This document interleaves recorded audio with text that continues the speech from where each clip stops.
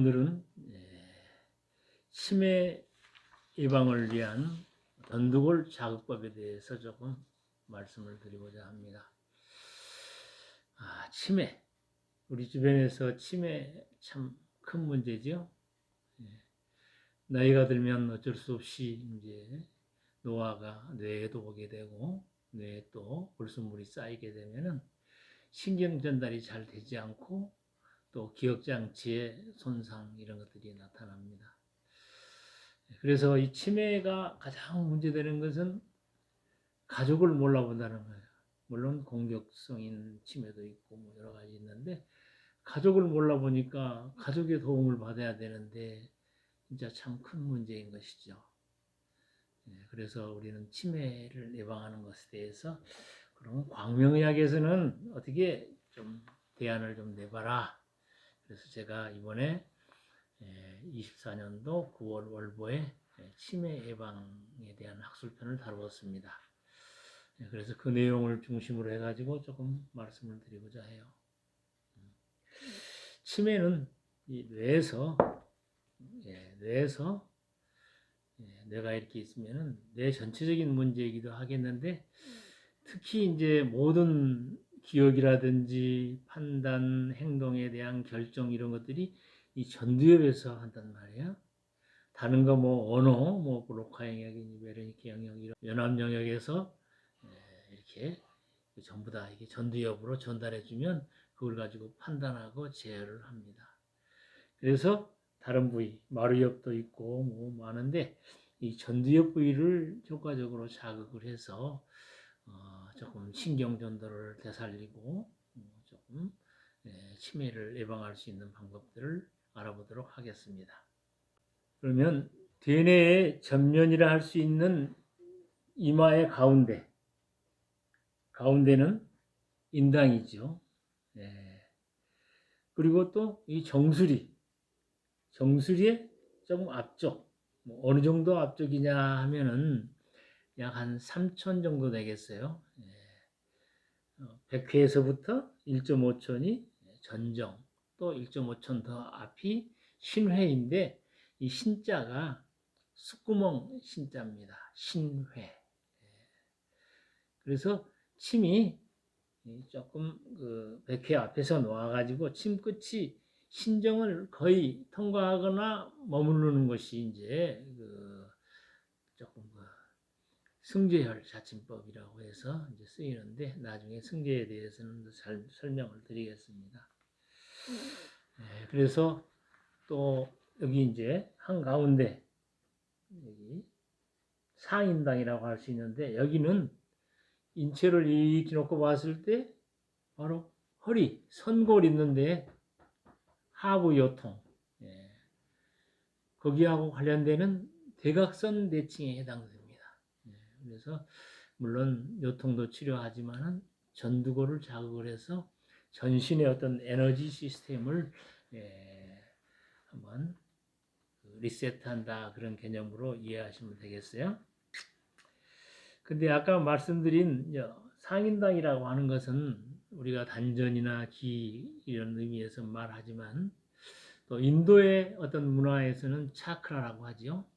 차크라는 7개로 이제 구별이 되어 있는데 제일 아래 회음에서부터 성기와 항문 사이 회음에서부터 1번 그 다음에 뭐 단전, 뭐 중안, 뭐 단중, 뭐 승장 이렇게 해서 여기 인당, 상인당은 제6차크라입니다. 6차크라는 정신적인 그런 성향이 강해서 6차크라가 열리면 육안으로 보이지 않는 영적 세계를 볼 수 있다고도 하고 또 제3의 눈이라고도 합니다. 그래서 참된 지혜가 열린다 이렇게 말을 하죠. 이는 뇌과학의 전두엽과 상당히 거의 일치하는 그런 어떤 해석과 응용이라고 하겠습니다. 뇌 전두엽의 자극이나 뇌 전체적인 자극에서 아주 중요한 것은 이 숫구멍이라는 건데요. 숫구멍. 전두골과 두정골 좌우 두 개 있죠. 그 사이 숫구멍이에요. 어린이들 보면은 갓난 아이들 보면은 숨구멍이 한 1.5에서 한 2cm 정도 돼요. 근데 그 숨구멍이 닫히는데 그냥 천천히 시간이 가면 닫히는 게 아니고 더 커집니다. 3cm까지도 커져요. 그 다음에 18개월쯤 되면은 완전히 닫아지는 게 보통입니다. 예. 그래서 이 숨구멍에 해당되는 혈이 어떤 동양의학에서는 신회라고 합니다. 그 신자가 숨구멍 신자예요. 신회에 대한 고전을 보면은 15세 이전에는 숨구멍을 침 놔서는 안 되고 뜸도 떠서는 안 된다라고 이제 금침 금구혈로 되어 있습니다. 왜냐하면은 숨구멍이 덜 닫히는 경우도 있기 때문에 그렇게 폭넓게 이야기를 해놓은 거예요. 그 말을 반대로 하면은 숨구멍을 잘 활용을 하면은 그만큼 내 큰 자극이 될 수 있다 하는 것이죠. 예, 그래서 이제 그 성이 된 이후에 어떤 어려운 병을 치료할 때는 특히 치매와 같이 또 면역력 완전히 저하됐다든지 또 불치병이라든지 이런 거에 있어서는 바로 그 숨구멍을 이용을 하면 좋습니다. 거기를 뭐 침을 넣는다, 뜸을 뜬다 좋은데 고타법도 상당히 좋아요. 고타법 이렇게 두드리는 방법. 손끝으로 두드리면은 손톱이 자극을 받잖아요. 손톱은 바로 신기하고도 관련이 깊습니다. 이렇게 두드려주는 것도 좋아요. 두드려주는 것, 물리적인 자극 주는 것이 좋은데 물리적인 자극을 극대화시키자 뭐야겠어요? 바로 자침법입니다. 그래서 일반에는 뼈를 건드리지 말고 자침을 하라 되어 있어요. 근데 두개골로 딱 감싸져 있는 뇌를 자극을 하는데 이게 골막을 건드리지 않고서는 자극이 잘 전달되지 않습니다. 그래서 어떤 그 자침법이 머리 자침법은 골막을 건드리는 자침법을 행해야 된다라고 말할 수가 있어요. 한번 볼까요? 예. 아까 백회에서부터 앞쪽으로 전정 신해라고 그랬죠. 전정 조금 앞에서 뭐 물론 바로 신해에서 바로 시작해도 됩니다만은 자침을 해가지고 눕혀요. 그래가지고 비틀면서 쑥 한 4cm 정도 앞으로 횡자를 해줍니다. 그렇게 해서 조금 염전해도 되고 한 좀 시간을 어느 정도 주면 좋겠죠. 그렇게 한 다음에 발침을 합니다. 발침을 하게 되면은 머리에 꼭 떡을 얹어 놓는 것 같아요. 묵직해요. 좀 상쾌하지 않고 좀 어지럽기도 합니다. 그러나 30분 지나면은 그러한 어떤 침에 대한 어떤 그런 침감은 없어지고 그 다음에 이제 효과들이 나타납니다. 자, 효과에는 어떤 것들이 있을까요? 먼저 모든 것을 끌어올린다고 그랬습니다. 가장 우리가 필요로 하는 건 면역력, 또 양기, 원기 회복을 끌어올리죠. 부수적으로 뇌와 뇌 사이, 뇌와 대뇌 사이, 이 가운데는 하지, 둔부, 저 깊숙이에는 생식기입니다. 그래서 여기를 자극함으로써 어떤 양기, 원기 이런 것들이 다 좋아지는 거예요.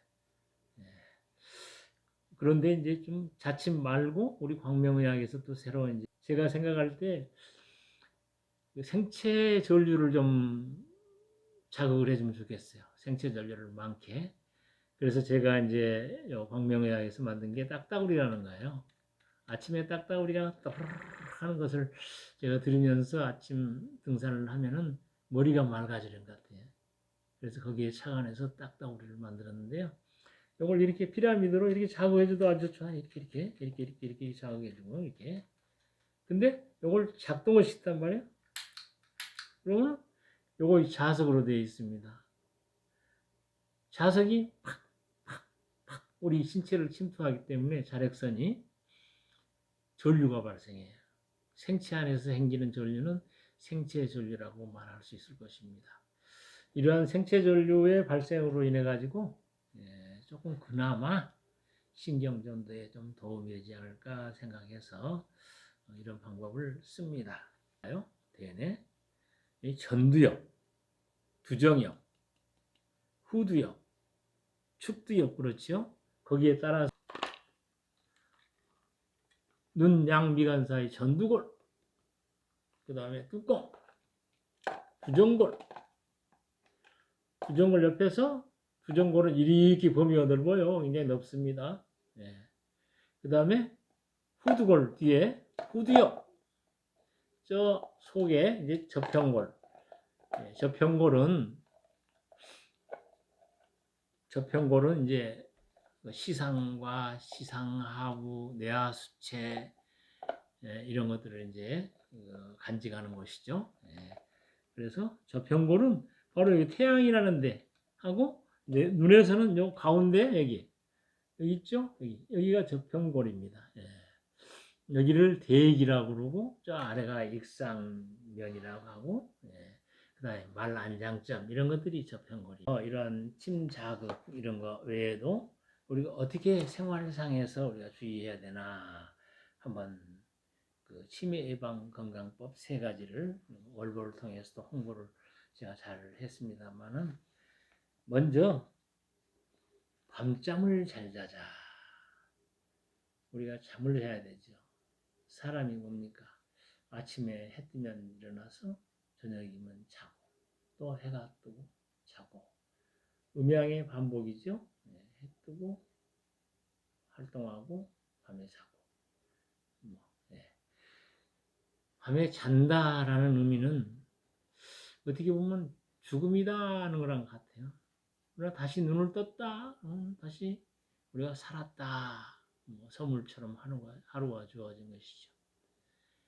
근데 잔다고 하는 의미는 우리 신체적으로 이제 이완이 되고 쉬는데 대표적으로 뇌가 쉽니다.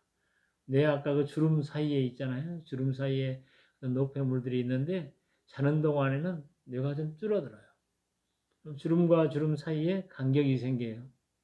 거기에 청소부가 일을 합니다. 청소부가 뭐예요? 뇌 척수액이죠. 뇌 척수액이 불순물을 다 모아서 이제 찌꺼기를 올려서 머리 끝에 상시상정맥동에 있는 어떤 그 과립에 의해서 정맥으로 이제 흡수가 되어지기도 하고 최근 어떤 이론에서는 어떤 클림프 시스템이라 해가지고 뇌동맥과 정맥, 그 다음에 세동맥, 세정맥, 모세동맥, 모세정맥 이렇게 해서 그 사이에서 이제 조직액으로 이제 물질 이강이 되잖아요. 그 옆에 바로 림프관들이 이렇게 있어가지고 별도로 모여가지고 또 이 정맥으로 흡수된다라는 그런 시스템이 있어요. 하여튼 저녁에 잘 자야 내 속에 어떤 노폐물이 잘 걸러진다는 거예요. 근데 낮잠은 어떻습니까? 낮잠은 신체적인 피로라든지 내 잠깐의 피로밖에 안 돼요. 낮잠을 자는 것은 청소부가 안 와 있는데 쓰레기를 내놓은 거랑 같습니다. 그러니까 밤잠을 깊게 자는 것. 그래야 제때에 맞춰서 청소부가 내 숙소액이 순환시켜준다는 걸 아셔야 얼마나 중요한지. 또 잘 때 고개를 왼쪽으로 오른쪽으로 하면 좋다, 몸을 어떻게 하면 좋다 말 많잖아요. 먼저 사람이기 때문에 반드시 누워 자세요. 그러면 우리 몸이 필요에 의해서 오른쪽으로 좀 했다가 간이 있으니까 혈액이 많이 저장되고 편하죠. 왼쪽으로 이렇게 하면은 또 이렇게 위장이 이렇게 돼 있죠. 또 소화계통 편하면서 심장이 또 이렇게 또 제 역할을 잘 합니다. 이런 것들을 우리가 의도해서 왼쪽으로 자야지, 오른쪽으로 자야지가 아니고 네? 편안하게 그냥 주무세요. 그러면 나머지 것은 잠이 알아서 한다. 저물주가 알아서 하시는 거예요. 우리 의지를 완전히 놓고 쉬었을 때 뇌도 정화된다 하는 첫 번째 치매 예방의 첫 번째 조건. 두 번째 조건. 뇌가 맑게 하기 위해서는 뇌 척수액이 청소를 해줘야 돼요. 우리 온몸에 용매로 쓰이는 물 정화시키고 운반하고 하는데 모든 물이 다 필요합니다. 이 물을 우리가 많이 먹으라 하니까 뭐 그냥 벌컹벌컹 몇 잔씩 먹고 그러다 보면은 우리 몸 안에 있는 미네랄이 다 빠져나가요. 네. 물독이라고 합니다. 수독. 물을 적당하게 자주 홀짝홀짝 마시면 좋겠어요. 특히 이제 우리가 물 먹는 거하고 관련해 가지고서는 이제 소변이 이제 배출이잖아요. 소변을 보고 나서 한번 봐요. 냄새는 어떤지, 색깔이 진하지 않는지. 진하거나 냄새가 많이 나면 그건 물이 부족하다는 겁니다. 그때 물을 마시는 것이죠. 근데 물이 소변이 아주 맑고 냄새도 별로 없다. 그럼 물을 제한해야 돼요. 그래야 우리 몸에 에너지, 미네랄을 뺏기지 않습니다. 그래서 물은 진짜 모든 생명들의 생명수이잖아요. 예, 물이 있어야 생명도 있다. 그럼 또 제가 세 가지라고 말했는데 이제 마지막 한 가지가 이제 그 뇌에 대한 자극을 계속 줘라. 뇌라고 하는 것은 계속 움직이면서 하는데 이것을 그냥 자극을 안 주게 되면은 그냥 쉬는 거예요. 예, 그냥 개점 후 휴무가 되는 거죠. 그래서 우리가 이제 어떤 그 운전할 때도 앞에 있는 차들의 번호판을 이렇게 읽어보고 그걸 합산도 해보고 그러라고 그러잖아요. 너무 운전할 때 그렇게 막 헛장난 많이 하다 보면 빵 사고가 날 수도 있습니다. 예, 하여튼 뇌에 자극을 주는데 어떤 자극을 주면 좋으냐? 이타적인 자극을 주라는 거예요. 이타가 확장입니다. 내 자신을 다른 사람들과의 연대, 하늘과의 연대. 예. 그래서 이러한 그 마음을 계속적으로 이렇게 갖습니다. 예를 들어서 기도하는 마음, 차분한 마음, 거기에서 그 어떤 섭리, 조물주께서 계속 일을 하심으로 인해서 이 오만상이 유지되잖아요. 예. 나도 조물주의 피조물로서 혹은 조물주의 영을 제가 코로 받아들인 그런 인간으로서 예, 적절하게 계속 머리를 써야 되는 호기심을 가져야 되는 거예요. 예, 호기심을 가짐으로써 예, 내가 위축되지 않고 잘 유지될 수 있다는 것입니다. 다시 한번 요약해서 깊은 수면, 좋은 수면, 그리고 또 좋은 물 마시기 습관, 예, 물을 충분히 지나치지 않게 충분히 마신다.